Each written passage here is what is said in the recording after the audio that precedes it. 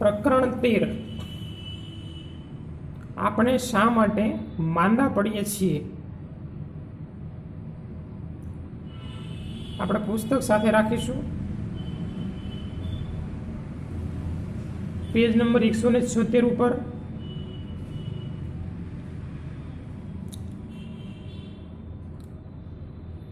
આમ તો આ પાઠનું નામ વાંચ્યા પછી આપણને પ્રશ્ન થાય કે આપણને ખબર જ છે કે આપણે માંદા શા માટે પડીએ।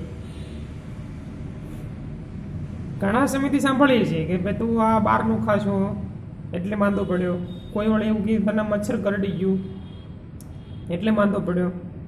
અને અત્યારે તો આ સિઝન ચાલે છે કોરોનાની, એટલે શું કહે કે એવો વાતાવરણની અંદર એવો વાયરસ છે, એ વાયરસ આવવાના કારણે આપણે માંદા પડ્યા, એટલે આ બધું આપણે સાંભળ્યું હોય એમ। પણ હકીકત શું હશે? મેં કીધી બધી વાતો ખોટી નથી કંઈ, પણ એની સિવાય પણ ઘણી બધી વાતો છે એવી જે આપણે આજે અહીંયા આ પ્રકરણમાં આપણે અભ્યાસ કરવો છે એનો।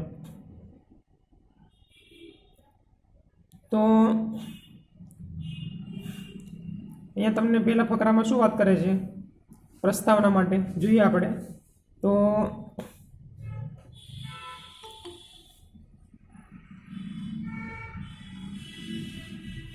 આ પ્રવૃત્તિ દરમિયાન આપણને એ અનુભવ થાય કે માનવ સમુદાયમાં સ્વાસ્થ્ય તેમજ રોગ એક જટિલ સમસ્યા છે। સ્વાસ્થ્ય અને રોગ આ એક જટિલ સમસ્યા છે, જેના માટે એકબીજાને સંબંધિત અનેક કારકો જવાબદાર છે। રોગ થવા માટે ઘણા બધા કારકો જવાબદાર છે। કારકો એટલે ઘટકો।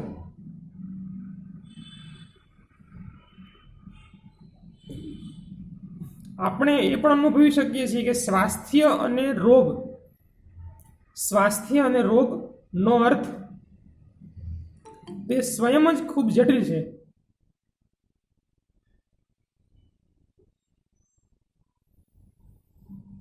સ્વાસ્થ્ય અને રોગનો અર્થ તે સ્વયં જ ખૂબ જટિલ છે। જ્યારે આપણે પૂછીએ કે માંદા પડવાનું કારણ શું અને તે કેવી રીતે રોકી શકાય, તો આપણે તેઓની પૂર્વધારણાનો અર્થ સમજવો પડે આપણે, એટલે આપણે આ પ્રકરણમાં શીખીશું। આપણે જાણીએ છીએ કે કોષ એ સજીવનો પાયાનો એકમ છે। કોષ એ સજીવનો પાયાનો એકમ છે। કોષ વિભિન્ન પ્રકારના રાસાયણિક પદાર્થો જેવા કે પ્રોટીન, કાર્બોદિત, ચરબી, લિપિડ વગેરેથી બનેલો છે। આપણા શરીરમાં રહેલો જે કોષ છે, જે કોષ બધી જગ્યાએ કોષ આવેલા હોય શરીરમાં, તો એ કોષ શાનો બનેલો હોય? પ્રોટીન, કાર્બોદિત, ચરબી, લિપિડ, આપણે જે બધા ખોરાકના ઘટકો ખાઈએ છીએ એમાંથી જ બને ને બધું શરીર આપણું આ। જો કે તે સ્થાયી લાગે છે, પરંતુ તેઓ ખૂબ જ સક્રિય હોય છે। આપણને શું લાગે અહીંયા આપણી ચામડી સ્થિર છે, બરાબર? અહીંયા ચામડીમાં બધા કોષ આવેલા હોય, હાડકાના કોષ બધા સ્થિર છે એવું લાગે ને આપણને, પણ હકીકતમાં ખૂબ જ સક્રિય છે એ, કારણ કે રોજે નાશ થાય એનો, એમાંથી નવા બનતા હોય। એક કોષ કોઈ પણ જગ્યાએ હોય ને એમાંથી પછી નવો બીજો કોષ બને, એટલે ખૂબ જ સક્રિય હોય છે। તેઓમાં કોઈને કોઈ ક્રિયા હંમેશા થતી રહેતી હોય છે। કોષ એક સ્થળેથી બીજા સ્થળે ગતિશીલ રહેતા હોય। કોષ હોય ને એક સ્થળેથી બીજા સ્થળે ગતિશીલ પણ હોય, બસ સ્થિર નથી, ગતિશીલ પણ હોય, એમની અંદર ક્રિયાઓ થતી હોય, એમાંથી નવા કોષ બનતા હોય, કોષનું મૃત્યુ થતું હોય। ત્યાં સુધી કે જે કોષમાં ગતિ નહોતી નથી તેઓ પણ કોઈને કોઈ સમારકામનું કાર્ય કરે છે। જે કોષોની ગતિ ન હોય, ઘણા કોષો સ્થિર પણ હોય, તો પણ એ કંઈ ને કંઈ કાર્ય તો કરતા જ હોય। કોષ કંઈ ને કંઈ કાર્ય કરે છે, એની અંદર ક્રિયાઓ થતી હોય અને નવા કોષ નિર્માણ થતા હોય। આપણા અંગો અથવા પેશીઓમાં ઘણી બધી વિશિષ્ટ ક્રિયાઓ ચાલતી હોય છે, જેવી કે આપણા શરીરમાં હૃદયનું ધબકવું, ફેફસામાં આપણો શ્વાસ લેવો ફેફસાની અંદર, બરાબર, હૃદયનું ધબકવું. આની સિવાય આપણા રુધિરનું આપણા શરીરમાં ફરવું, રુધિર આપણા શરીરમાં ફરતું હોય. પછી મૂત્રપિંડની અંદર ગાળણ, મૂત્રપિંડની અંદર આપણા જે રુધિર છે એ ચોખ્ખું થાય, આપણા રુધિર ફિલ્ટર થાય, અને એનાથી પછી જે કચરો બને એટલે કે મૂત્ર નિર્માણ થાય. એ રીતે આપણું મગજ હોય બધું વિચારતું હોય, બધું વિચાર્યા કરતું હોય સતત ને સતત. એટલે કેટલી બધી એવી હજારો ક્રિયાઓ થતી હોય આપણા શરીરની અંદર. આવી હજારો ક્રિયાઓ આપણા શરીરમાં ચાલુ ને ચાલુ જ હોય. આપણે ઊંઘી ગયા હોઈએ તો પણ હજારો ક્રિયાઓ થતી હોય શરીરમાં. આ બધી પ્રવૃત્તિઓ કે ક્રિયાઓ પરસ્પર સંબંધિત છે. સમજો કે એકાદી પ્રવૃત્તિ બંધ થઈ ગઈ હોય તો શું થાય? જેમ કે આપણું જે મૂત્રપિંડ છે, મૂત્રપિંડ એટલે કિડની, એ ફેલ થઈ જાય તો શું થાય? એનું કામ કરતી બંધ કરે તો શું થાય? એ રજા રાખે કે હમણાં અઠવાડિયું રજા, હવે થાકી ગયા, કાલથી કિડની રજા રાખે, શું થાય પછી? તો શરીર આપણું ચાલે નહીં. આપણે આંખોએ ના પાડી કાલથી કે હમણાં હવે મહિનો રજા રાખો ને, વેકેશન આપો, આપણે આંખોએ ના પાડી હોય તો પછી કેવા હેરાન થાય આપણે, દેખાતું ન હોય તો. આપણું જઠર છે, જઠર એ ના પાડી દીધી પાચન ક્રિયા કરવાની તો. એટલે આ બધા જ આપણા શરીરના બધા જ જે અલગ અલગ તંત્ર છે, અલગ અલગ ભાગ છે, એ બધા વ્યવસ્થિત કામ કરે તો આપણું આખું શરીર સરસ ચાલે. કોઈ એક અંગ ના પાડે તો બધાને તકલીફ પડે. જેમ કે આપણું જઠર હોય એ ખોરાકનું પાચન કરવાની ના પાડી દીધી એણે કે હું પચાવીશ નહીં, તો એની અસર કોને થાય? ખાલી જઠરને થશે? નહીં, આખા શરીરને અસર થાય એની. આપણા આખા શરીરને પોષણ ન મળે. એટલે આપણા શરીરનું પ્રત્યેક અંગ મહત્વનું છે. પ્રત્યેક અંગ છે એ મહત્વનું છે, એની રચના મહત્વની છે, એની સાચવણી કરવી મહત્વની છે આપણા માટે. આપણે એની કાળજી રાખવી પડે, આપણે એની સંભાળ રાખવી પડે. હે ને? આપણે આપણી આંખોની સુરક્ષા, કાનની સુરક્ષા, બરાબર, આપણી ચામડીની સુરક્ષા, આપણે કેવો ખોરાક ખાવો, કેવો ખોરાક ન ખાવો, આ બધું આપણે કાળજી રાખવી પડે ને. કારણ કે આપણા શરીરમાં બધું મહત્વનું છે. ખાલી આપણને ખાલી અહીંયા એક કોઈ ખરજવું થયું હોય તો આખો દિવસ આપણો જીવ ન્યા રહે, ખંજવાળ આવ્યા જ કરે આપણને. જ્યારે હોય અહીંયા ખંજવાળ આવ્યા કરે, આપણે ખંજવાળ્યા કરીએ. એટલે એક જગ્યાએ ખાલી ડિસ્ટર્બ પડી હોય ને તો પણ. એટલે બધું મહત્વનું છે શરીરની અંદર, અને બધાનું આપણે કાળજી રાખવી પડે, સંભાળ રાખવી પડે, દરેક અંગની, દરેક તંત્રની. તો હવે આપણે આ બધી પ્રસ્તાવનાની વાત કરીએ પ્રકરણમાં. હવે આપણે આગળ વાત કરીએ તો સ્વાસ્થ્ય અને તેનું કથળવું.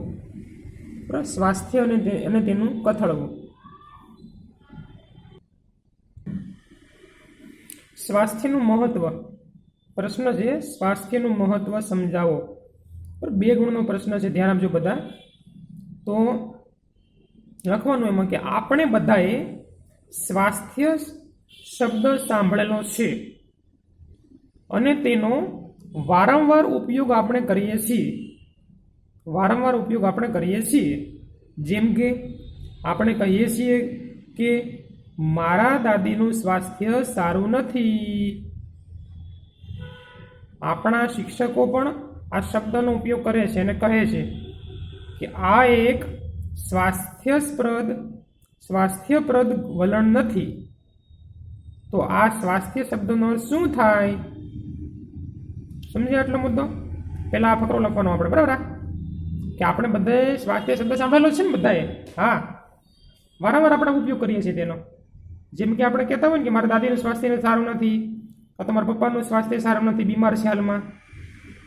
અને આપણા શિક્ષકો પણ કહેતા હોય ભાઈ આવું કામ ન કરો, આ સ્વાસ્થ્ય પર પ્રવૃત્તિ નથી. એટલે આ સ્વાસ્થ્યનો શું અર્થ થાય? જો આપણે આ વિષય પર વિચારીએ તો આપણને જ્ઞાત થશે કે તેનો અર્થ સાજા થવા કે સાજા રહેવાથી છે? આપણે શું વિચારીએ કે ભાઈ સ્વાસ્થ્ય એટલે શું? કે ભાઈ સાજું થવું, સાજું રહેવું એટલે સ્વાસ્થ્ય આપણું એમ. આપણે સારાપણાનો અર્થ અસરકારક શારીરિક ક્રિયા એવું વિચારી શકીએ છીએ. આપણે સારાપણાનો, આપણે કહેતા બહુ સારો, ઘણા ફોન કરે તો કહેતા હોય, ફોન કરે પછી પૂછે કેમ છે, મજામાં? હા, કેમ, સારું છે ને, તબિયત તો સારી છે ને એમ કહે ને. એટલે આ શબ્દ શું એવો? સારાપણા, એટલે સારું હોવું, તબિયત સારી હોવી.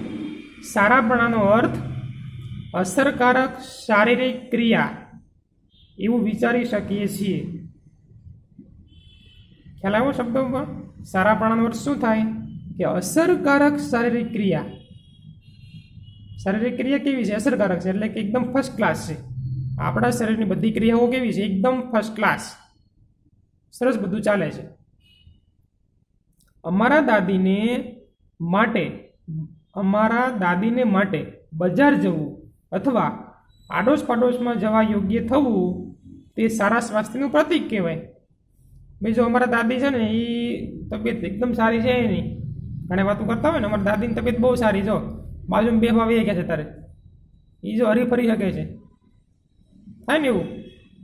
દાદીની તબિયત બહુ સારી છે, હરીફરી શકે છે, બાજુમાં બેસવા વ્યા ગયા છે, પણ બપોર થાય એટલે આવશે પાછા, પછી હોઈ જાય અને વળી પાછા સાંજે પાછા બેસવા વહી જશે.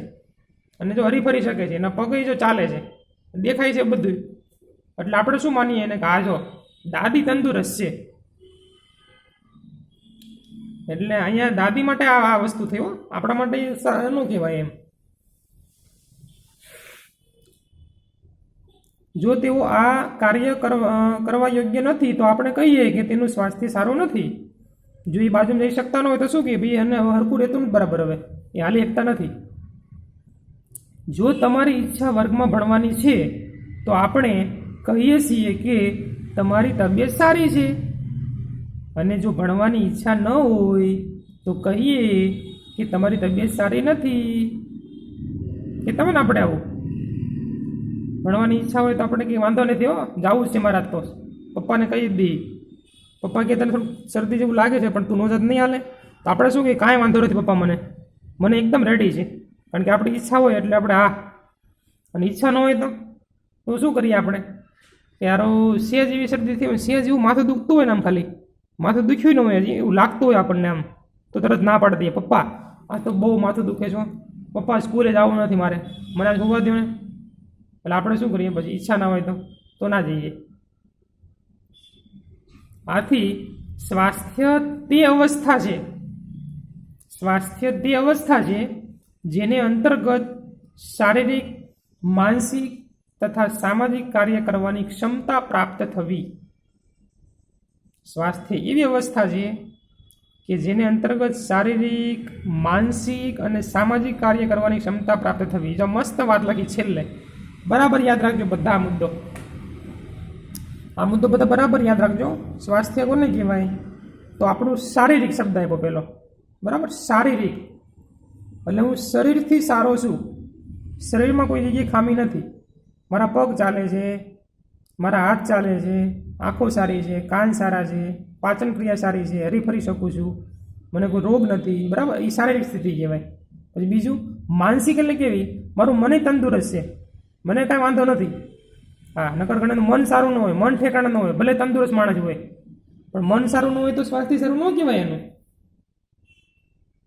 બરાબર. ગમે ત્યાં ગુસ્સો કરતો હોય અને મન ઠેકાણે જ ન હોય કે એનું, એને મજા ન આવતી હોય, કાંઈ ઉપાધિ કરતો હોય, બધાનું ટેન્શન લેતો હોય કાંઈક ને કાંઈક, તો એ માનસિક રીતે પીડાતો કહેવાય, એનું સ્વાસ્થ્ય સારું નથી તો, બરાબર. એટલે શરીર સારું હોવું જોઈએ, પછી મન સારું હોવું જોઈએ, અને ત્રીજી કઈ વાત કીધી તમને મસ્ત, એ શું કીધી? સામાજિક કાર્ય. એક સામાજિક કાર્ય પણ આપણું સારું હોવું જોઈએ, સામાજિક કાર્ય એ પણ સારું હોવું જોઈએ. સામાજિક કાર્ય એટલે કે આપણા સંબંધો બધાની સાથે સારા હોવા જોઈએ. આપણને એમ જ કહેતા હોય કે જો આ ભાઈ બહુ મસ્ત માણસ હો, હા લાલજીભાઈ તો બહુ સારા માણસ હો, લાલજીભાઈ એટલે લાલજીભાઈ કોઈ દિવસ કોઈને એને માથાકૂટ ન કરે. લાલજીભાઈને જેવું એનું મન જ એવું હોય સરસ મજાનું કે જો ગમે તે માણસ ન હોય એની યારે હળીમળીને રહેતા હોય, એના ઘરની અંદર પણ એના એ પત્ની સાથે કાં તો એના મમ્મી પપ્પા સાથે બધા કુટુંબના સભ્યો હળીમળીને હસી મજાક કરતાં કરતાં રહેતા હોય અને બહાર પણ ધંધો કરવા જાય ને તો ત્યાં પણ એનો ધંધો પણ એમાં પણ એનું મગજ ગરમ ન હોય, બિલકુલ સરસ રીતે ધંધો કરતા હોય અને અડોશ પડોશના લોકો પણ અરે એકદમ હળીમળીને રહેતા હોય, કોઈને ક્યારે ઝઘડે જ નહીં. આટલા વર્ષો થયા પણ કોઈને ક્યારે ઝઘડતા જ નથી. એટલે એનું મન, એનું સામાજિક કાર્ય કેવું હોય એનું એકદમ સરસ. એટલે સમાજમાં પણ એવું જોઈએ. નકર શું થાય કે ચલો આપણે આપણા પડોશીને ઝઘડો ચાલતો હોય તો શું થાય? મજા આવે આપણને? ન આવે ને, તો મજા ના આવે. એટલે ત્રણેય વસ્તુ આપણા માટે સારી હોવી જોઈએ તો તમારું સ્વાસ્થ્ય સારું કહેવાય. તમે વિચારો, તમારી પાસે છે વસ્તુ, આ તમારું શરીર સારું છે, હા તો એ હશે. આપણું શરીર તો સારું હોય જ ને, આપણે હજી તો નાના છીએ આપણે બધા, એટલે આપણું શરીર તો સારું હોય જ. અને સામાન્ય કંઈ થોડી ઘણી શરદી થાય કંઈ ટેન્શન લેવાનું ન હોય કંઈ, બરાબર? થોડી ઘણી શરદી થાય કારક તાવ આવી જાય તો એમાં કંઈ એવું નથી સ્વાસ્થ્ય બગડી ગયું આપણું કંઈ. જેને કોઈને કેન્સર થયું હોય, બરાબર, કોઈને ડાયાબિટીસ થઈ ગઈ તો એનું કહેવાય ભાઈ સ્વાસ્થ્ય બગડી ગયું છે. મને ખાલી 2 દિવસ કે મેલેરિયા થઈ ગયો હાલો તો કંઈ સ્વાસ્થ્ય બગડ્યું કહેવાય આપણું? નહીં. 2-5 દી શરદી થાય તો સ્વાસ્થ્ય ખરાબ કહેવાય આપણું? ના કહેવાય. ટાઈફોઇડ થયો હોય તો મારું મને ટાઈફોઇડ થઈ ગયો, મારું શરીર કેવું છે, હે? ઘણાને એવું થતું હોય પણ હકીકતમાં એવું નથી ભાઈ. એવું સામાન્ય તો થતું જ હોય, એમાં સ્વાસ્થ્ય બગડ્યું ન કહેવાય. અને એ આપણું તરત આપણને ટાઈફોઇડ થયું હોય ને તો આપણને 15 દિન પૂરું થઈ જાય, મટી જાય આપણને. મને શરદી થઈ હોય તો 5 દિવસમાં મટી જાય. એ તો એમાં શું બગડ્યું? એ આપણું સ્વાસ્થ્ય સારું જ કહેવાય. પણ જો એને ડાયાબિટીસ થાય, એને કેન્સર થયું કાંઈ તો કહેવાય ભાઈ આ. એટલે આપણું શરીર તો સારું જ છે બધાનું, પછી આપણું મન સારું છે. એના માટે શું કરવું? આપણું મન સારું હોવું જોઈએ. મન સારું નથી એટલે એની કંઈ દવા હોય કંઈ બીજી? એની કઈ દવા હોય બોલો? આપણા મનમાં ટેન્શન છે, ખરાબ વિચારો આવે મગજમાં કાંઈક ને કાંઈક, કોકની કંઈક ને કંઈક ઉપાધિ હોય કે મજા ન આવતી હોય તો એનો શું ઉપાય? હે, કોઈ કહે? એની કોઈ દવા હોય કે હોય દવા? તો એની દવા ના હોય. પણ એમાં કોઈ એવા ડૉક્ટર હોય જે સાયકોલોજીસ્ટ ડૉક્ટર હોય. સાયકોલોજીસ્ટ ડૉક્ટર એટલે શું કરે? એટલે મનોવિજ્ઞાનના ડૉક્ટર કહેવાય, જે આપણા મન માટેના ડૉક્ટર હોય, માનસિક ડૉક્ટર હોય. એટલે એ સાયન્સ ન ભણ્યા હોય, એને કોમર્સ નહીં, એને આર્ટ્સ રાખ્યું હોય એને 11મા પછી મનોવિજ્ઞાન ડૉક્ટર થયા. એટલે આપણે એની પાસે જઈએ ને તો આપણને એ ડૉક્ટર આપણને દવા તો ઓછી જ આપે, દવા તો ન પણ આપે, પણ આપણે 1 કલાક આપણને સમજાવે. 1 કલાક 1.5 કલાક સુધી આપણી પાસે બેસે એ ડૉક્ટર અને આપણે બધું સમજાવે અને આપણું મન હોય ને સુધારે. પછી ફી એવડી મોટી લે એવું પાછા એ લોકો. એટલે આપણા મન માટે શું કરવું જોઈએ આપણે? તો આપણે સારા પુસ્તકનું વાંચન કરવું જોઈએ. બરાબર, આપણે અભ્યાસ કરીશું ને જો સારા પુસ્તકોનો તો આપણું મન છે ને પ્રફુલ્લિત રહે, આપણા મનનું સ્વાસ્થ્ય સારું રહેશે. તો એટલે મનની દવા એ છે કે સારા વિચારો. બરાબર, સારા વિચારોનું રોજ એનું ચિંતન કરવું પડે. સારા વિચારોનું, ભગવાનનું એનું ચિંતન કરીએ ને આપણે તો આપણું મન સ્વસ્થ રહે. લોકો મંદિરે શા માટે જાય? ભગવાનને પગે શા માટે લાગે? ભગવાનની મોર અમુક લોકો અડધો કલાક શા માટે બેસતા હોય? તો આપણા મનને શાંતિ મળે, આપણું મન બદલે, આપણું મન સુધરે. અને મન સારું હશે ને એટલે આપણું સ્વાસ્થ્ય સારું થશે. એટલે ભગવાનની પાસે એટલે બેસવાનું આપણે રોજે. આપણે સવારમાં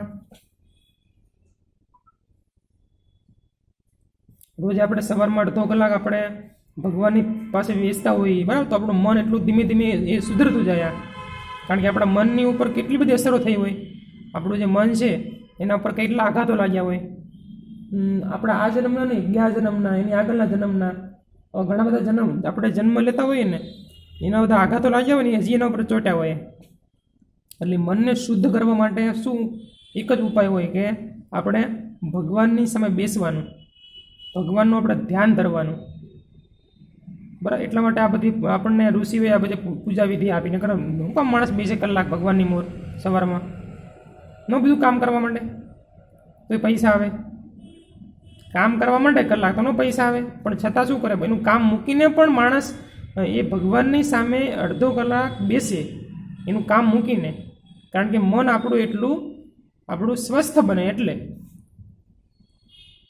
એટલે આપણને પ્રાર્થના આપી છે. એ બહુ મોટી વાત છે. અને આપણે સારા પુસ્તકનું પણ આપણે વાંચન કરવું જોઈએ. અને ત્રીજી વાત કીધી સામાજિક.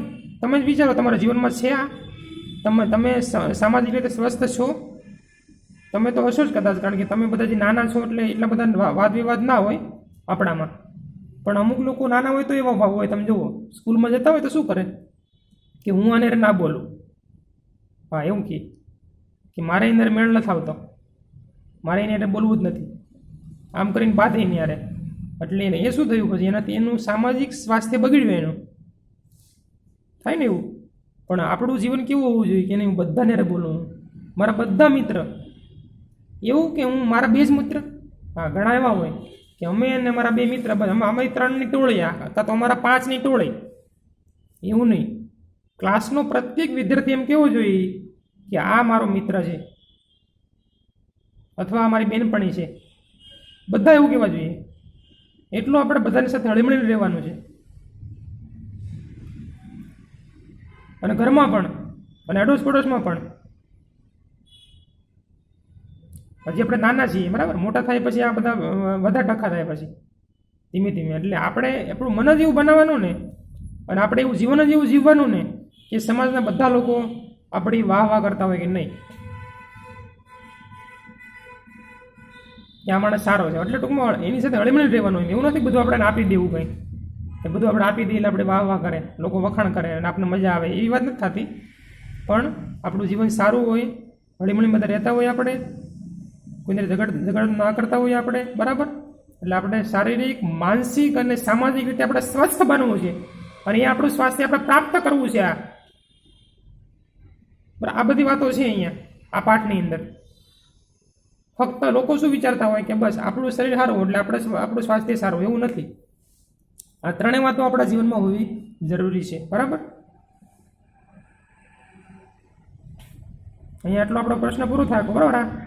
આ પહેલો પ્રશ્ન આપણો પૂરો થયો અહીંયા કે સ્વાસ્થ્યનું મહત્વ શું, એમ, બરાબર. શરૂ ક્યાંથી કરવાનું હતું કે આપણે સ્વાસ્થ્ય શબ્દ સાંભળેલો હોય, પછી તબિયત સારી છે કે નહીં બધા પૂછતા હોય, બરાબર. અડોશ પડોશમાં લોકો, આપણા દાદીમાં અડોશ પડોશમાં જતા હોય તો એનું સ્વાસ્થ્ય સારું છે, જઈ શકતા ના હોય તો સ્વાસ્થ્ય સારું નથી, એ વાત કરો. છેલ્લે પછી આપણા મનની પણ વાત કરો કે આપણે ભણવાની ઈચ્છા હોય તો આપણું સ્વાસ્થ્ય સારું, ના ઈચ્છા હોય તો આપણું સ્વાસ્થ્ય સારું નથી, કારણ કે આપણું મન સારું નથી એટલા માટે.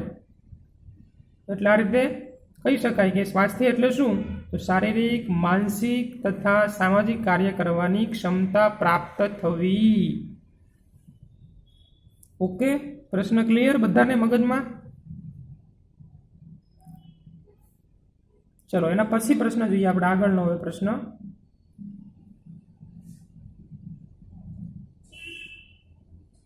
વ્યક્તિગત તેમજ સામાજિક સમસ્યાઓ બંનેની સ્વાસ્થ્ય પર અસર. વ્યક્તિગત અને સામૂહિક સમસ્યા, આપણે પોતે અને આસપાસના લોકો બધા, એની આપણા સ્વાસ્થ્ય પર શું અસર થાય, ચલો એની આપણે વાત કરીએ. ચલો ધ્યાન આપજો. બીજો પ્રશ્ન બધા ધ્યાન આપજો ખાસ, બધા. પ્રશ્ન નંબર 2 ચાલે જ આખો. જો સ્વાસ્થ્ય કોઈ એક વ્યક્તિની શારીરિક, માનસિક તથા સામાજિક જીવનની ક્ષમતાને પૂર્ણરૂપે સમન્વય સ્થિતિ દર્શાવે છે. શું વ્યાખ્યા આપી સ્વાસ્થ્યની? શું વ્યાખ્યા આપી? યાદ રાખો ફરીથી કે વ્યક્તિની શારીરિક, માનસિક તથા સામાજિક જીવનની ક્ષમતા ને પૂર્ણરૂપે સમન્વય સ્થિતિ દર્શાવે. સમન્વય એટલે શું? ત્રણે વસ્તુ સારી હોય, ત્રણનો સમન્વય હોવો જોઈએ, શરીરનો, મનનો અને સમાજનો. તો કોઈ પણ વ્યક્તિ તેને સ્વયં પૂર્ણ સ્વરૂપે પ્રાપ્ત કરી શકતું નથી. હા, એ વાત સાચી. બધાને એવું હોય કે આ ત્રણેય વસ્તુ મળે. કોઈનું શરીર સારું હોય તો મન સારું ન હોય, કોઈનું શરીર સારું છે, મન સારું છે તો એનો સમાજ સારો ન હોય, આસપાસના લોકો હોય એ સારા ન હોય, એટલે ટૂંકમાં વધારે મેળ ન આવતો હોય એમ. એટલે એનું કારણ એ પોતે જ હોય, એવું નથી બીજા લોકો એવા હોય, એનું કારણ એ પોતે હોય. એટલે ત્રણેયમાંથી કોઈને કોઈ ખામી તો હોય જ એને એમ. એટલે બધાને છે ને આ ત્રણેય વસ્તુ પૂર્ણ સ્વરૂપે પ્રાપ્ત કરી શકતો નથી માણસ. બધા સજીવોનું સ્વાસ્થ્ય તેમની આજુબાજુ અથવા તેમની આસપાસના પર્યાવરણ પર આધારિત હોય છે. એની આસપાસનું પર્યાવરણ કેવું છે એના પર આધારિત હોય ને. હા, પર્યાવરણમાં ભૌતિક કારક કે ઘટક આવે છે, પર્યાવરણમાં પાયાના પરિબળો કે કારકો કે ઘટકો આવે છે. ઉદાહરણ તરીકે ચક્રવાત આપણા સ્વાસ્થ્યને અનેક રીતે નુકસાન પહોંચાડે છે. એટલે આપણું સ્વાસ્થ્ય છે ને એ આપણા આસપાસના પરિબળો પર આધારિત છે, ભૌતિક પરિબળો. સમજો કે આપણું આસપાસનું પરિબળ એટલે પર્યાવરણ. એટલે કે સમજો કે કાલે એવું બને કે વાદળા થાય પછી વરસાદ પડે. હવે શિયાળામાં વરસાદ પડ્યો હોય તો શું થાય? પછી એની અસર સારી ન થાય ને, આપણા શરીર ઉપર અસર થાય એની. એટલે આસપાસનું જો પર્યાવરણ ખરાબ હોય ને તો શું થાય કે આપણા શરીરની ઉપર એની અસર થાય, આપણા સ્વાસ્થ્યને નુકસાન થાય, આપણા શારીરિક સ્વાસ્થ્યને નુકસાન થાય અને મનને પણ નુકસાન થાય ને. આપણે મજા ન આવે. આમ શિયાળો હોય ને એમાં વાદળા થાય તો શું થાય? મજા આવે? સૂર્ય દેખાતા ના હોય તો મજા ન આપણને આવે. એટલે એ આસપાસના પર્યાવરણની આપણા શરીરની ઉપર અસર થાય, સ્વાસ્થ્ય ઉપર અસર થાય. પરંતુ તેનાથી પણ વધારે મહત્વપૂર્ણ એ છે કે માનવ સમાજમાં રહે છે. આથી આપણું સામાજિક પર્યાવરણ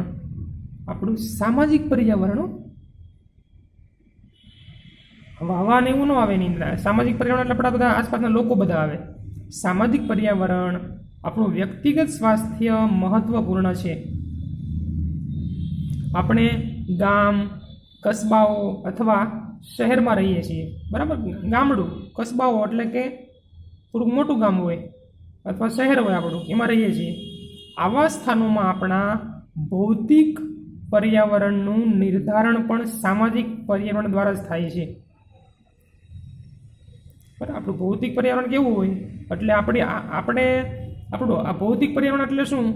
આસપાસની હવા કેવી હોય તો એ સમાજ ઉપર જ આધાર રાખે ને. આસપાસનો સમાજ જ એવો હોય તો શું થાય? આસપાસનો સમાજ જ એવો હોય ગમે ત્યાં થૂકતો હોય, બરાબર? ગમે ત્યાં થૂકે, ગમે ત્યાં કચરો ફેંકતો હોય, ચોખ્ખાઈ રાખતો ન હોય તો શું થાય પછી? એટલે એ વિચારવાનું એમ કે આપણે જેવા છીએ, આપણે ગમે ત્યાં કચરો ફેંકી દઈએ છીએ, આપણે ચોકલેટ ખાધી, કાગળિયું ફેંકી દઈએ ગમે ત્યાં, આપણે એ ચોખ્ખાઈ રાખીએ છીએ. આપણે આપણા ઘરમાં ન ફેંકતા હોય પણ બહાર ફેંકતા હોય ને ગમે ત્યાં, આપણે તો બહાર ફેંકવા નથી આપણે કંઈ. એમ કોઈ પણ વસ્તુ બહાર ફેંકી ઘા કરી દઈએ આપણે તરત, એમ નહીં, કચરા પેટીમાં જ નાખવાની. એટલે કે આવા સ્થાનોમાં આપણા ભૌતિક પર્યાવરણનું નિર્ધારણ પણ સામાજિક પર્યાવરણ દ્વારા જ થાય છે. ભૌતિક પર્યાવરણ આપણું કેવું હોય તો એ સમાજ ઉપર જ આધાર રાખે છે. વિચારો કે કચરો ઉપાડવાવાળી વ્યક્તિઓ કચરાનો નિકાલ ન કરે તો શું થાય? આપણા ઘર આંગણે જે કચરો લેવા આવે છે લારી, એ 8 દિવસ માટે ન આવે તો શું થાય? કેવી હાલત થાય? કેટલો કચરો ભેગો થાય અને એમાંથી કેટલું એ હળે, કેટલી દુર્ગંધ આવે એની અંદરથી, કેટલા અંદરથી વાયરસ બેક્ટેરિયા ઊભા થાય અંદરથી, બહુ મોટી તકલીફ પડે. વિચારો જો નાળાઓ સાફ ન હોય તો શું થાય? આસપાસના જે નદી નાળા હોય કાંઈ પણ એ સાફ ન હોય તો શું થાય? આપણે અહીંયા નાળું છે, ક્યાં વેરો નજીકમાં છે ને, વેરો કેનાલ આપણી, એ કેનાલની અંદર કચરો પડ્યો હોય તો નકરો કચરો હોય અંદર, એ લોકો સાફ કરે છે ઘણી વખત. આમ નકરો કચરો પડ્યો છે શું થાય પછી અંદર? નાળો સાફ ન હોય તો શું થાય? જો વધુ માત્રામાં કચરો ગલીઓમાં ફેંકવામાં આવે અથવા ખુલ્લા નાળામાં રોકાયેલા પાણીમાં તે સ્થિર પડેલો રહે તો ખરાબ સ્વાસ્થ્યની સંભાવના વધી જાય છે. આથી સામુદાયિક સ્વચ્છતા સ્વાસ્થ્ય માટે મહત્વપૂર્ણ હોય છે. શું કીધું? સામુદાયિક સ્વચ્છતા એટલે આખા સમુદાયને, બધા લોકોને સ્વચ્છતા રાખવાની, બરાબર? આસપાસનું વાતાવરણ, આપણા ઘરનું વાતાવરણ એકદમ ચોખ્ખું રાખવાનું. કોઈ જગ્યાએ કચરો ફેંકવાનો નહીં. એની બધા ઉપર અસર થતી હોય છે, આપણા ઉપર તો થાય જ, બીજા પર પણ અસર થતી હોય. ગમે તે થૂકવાનું પણ નહીં, ગમે તે થૂકવાનું, પેશાબ પાણી કરવાના, બરાબર, એ બધું ધ્યાન રાખવાનું આપણે, કે કચરો નહીં ફેંકવાનો, ચોખ્ખાઈ રાખવી પડે. કારણ કે આપણે બધા ક્યાં રહીએ છીએ? શહેરમાં રહીએ છીએ. આપણે આસપાસ બધા લોકો રહેતા હોય, એને પણ નુકસાન થાય એટલા માટે. જંગલમાં રહેતા હોય તો વાંધો ના આવે, કે જંગલમાં આપણે રહેતા હોઈએ તો ભાઈ આપણે એકલા હોય, ત્યાં નાખો તો શું અસર થાય? કોને અસર થાય? કોઈને અસર ન થાય એની તો. પણ બધા લોકો આસપાસ રહેતા હોય ને, તો આપણે એની કાળજી રાખવી જોઈએ. હું એવું સારું જીવન જીવું ને હું, અને હું એવું સમજું તો કે આ ધરતી મારી માં છે, તો વધારે સારો. હજી એ સૌથી મોટો ઉપાય જ છે કે ધરતી છે એ મારી માં છે. હું સવારમાં ઉઠતાની સાથે હું ધરતી માતાને નમસ્કાર કરું, હું એને હું પગે લાગું, તો શું થાય કે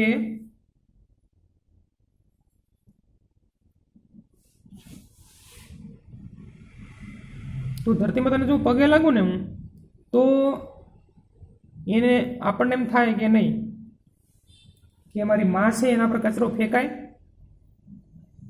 એને ગંદી રખાય, ગમે તેવું એના પર નાખવાનું ત્યાં નહીં. અમારી ધરતી મારી માં છે, બરાબર, તો એને હું સ્વચ્છ રાખું, એના પર ગમે તેવો કચરો ફેંકવું નહીં હું.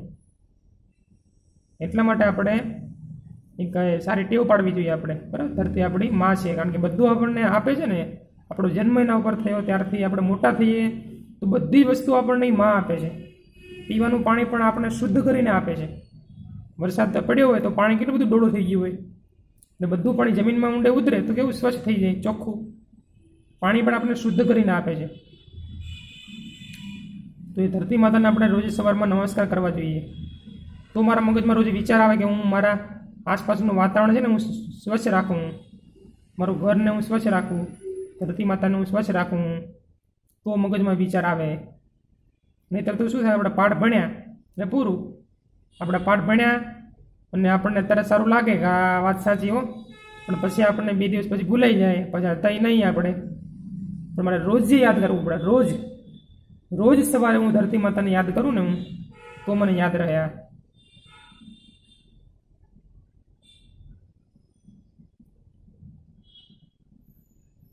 બસ 2 પ્રશ્ન પૂરા થયા આપણા. હવે આગળ આ બીજો પ્રશ્નમાં થોડીક વાતો જે છે કે સ્વાસ્થ્યને માટે આપણે ખોરાકની જરૂરિયાત હોય છે. આ ખોરાકને મેળવવા માટે આપણે કામ કરવું પડે છે. તેના માટે આપણે કામ કરવાનો અવસર શોધવો પડે છે. સારી આર્થિક સ્થિતિઓ તથા કાર્ય પણ વ્યક્તિગત સ્વાસ્થ્યને માટે જરૂરી છે. સ્વસ્થ રહેવા માટે આપણે ખુશ રહેવું આવશ્યક છે. હંમેશા ખુશ રહેવું નહીં, આનંદિત રહેવાનું, મજામાં રહેવાનું, મોજ કરવાની. મોજ કરવાના એટલે એવું નહીં પછી આખો દી આટા મારવાના. આખો દી મોજ કરવાનો, આટા મારો આખો દિવસ, એમ નહીં. પણ હંમેશા આનંદમાં રહેવાનું. અને આપણે આનંદમાં ક્યારે રહીએ?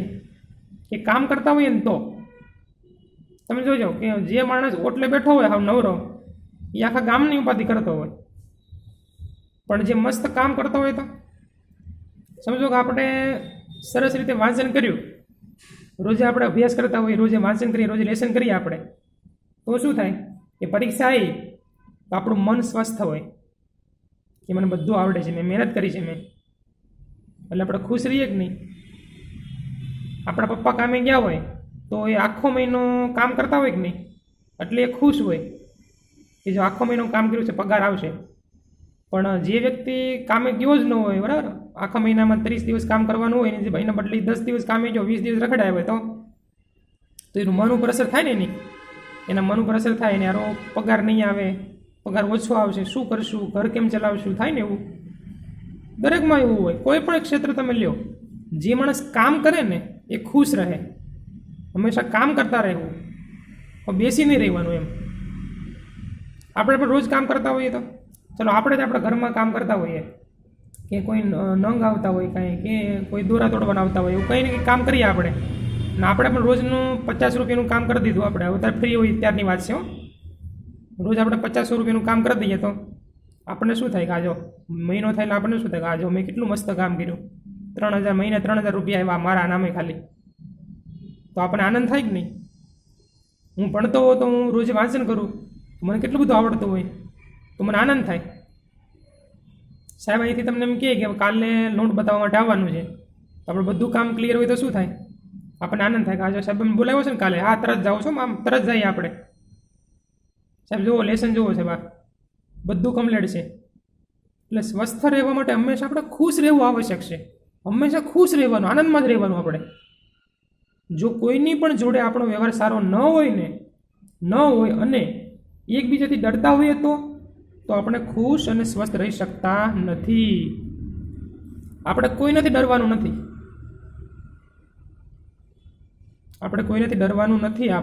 આપણે બધાને અરે સારો વ્યવહાર રાખવાનો, ડરશે નો પછી આપણને. એટલા માટે વ્યક્તિગત સ્વાસ્થ્યને માટે સામાજિક સમાનતા અને સંવાદિતતા ખૂબ જ આવશ્યક છે. બરાબર, સામાજિક સમાનતા પણ લાવવાની છે આપણે, અને સંવાદિતતા એટલે બધા સાથે આપણે વાતચીત કરવાની. એકલા ખૂણા બેસી નહીં રહેવાનું. આપણે એવી રીતે વિચારી શકીએ છીએ કે અનેક સામુદાયિક સમસ્યાઓ આપણા વ્યક્તિગત સ્વાસ્થ્યને કેવી રીતે અસર પહોંચાડે છે. આપણે એવી રીતે વિચારી શકીએ છીએ કે અનેક સામયિક સમસ્યાઓ આપણા વ્યક્તિગત સ્વાસ્થ્યને કેવી રીતે અસર પહોંચાડે છે. બરાબર, અહીંયા આપણે આ સરસ ટોપિક પૂરો થઈ ગયો. આપણા 2 પ્રશ્ન મસ્ત પૂરા થઈ ગયા ને. એક પહેલો પ્રશ્ન 2 ગુણનો હતો અને બીજો પ્રશ્ન 3 ગુણનો હતો. આ 2 પ્રશ્ન આપણે સરસ રીતે નોટબુકમાં લખવાના છે. બરાબર, યાદ રાખજો. હું લેસન નીચે ફરતી મોકલાવીશ નહીં, ફોટા નથી મોકલાવાનું. તમારા બંને પ્રશ્ન સારા અક્ષરથી લખવાના છે. કયો પ્રશ્ન? પહેલો પ્રશ્ન કયો? આ સ્વાસ્થ્યનું મહત્વ. બરાબર, સ્વાસ્થ્યનું મહત્વ પહેલો. જો આ પહેલો પ્રશ્ન આ. અને બીજો પ્રશ્ન કયો? કે વ્યક્તિગત તેમજ સામૂહિક સમસ્યા બંનેની સ્વાસ્થ્ય પર અસર શું હોઈ શકે? એના માટે આ બધી વાતો આપીને આટલી વાતો છે એના માટે એ આપણે લખવાનું છે નોટબુકમાં. ઓકે.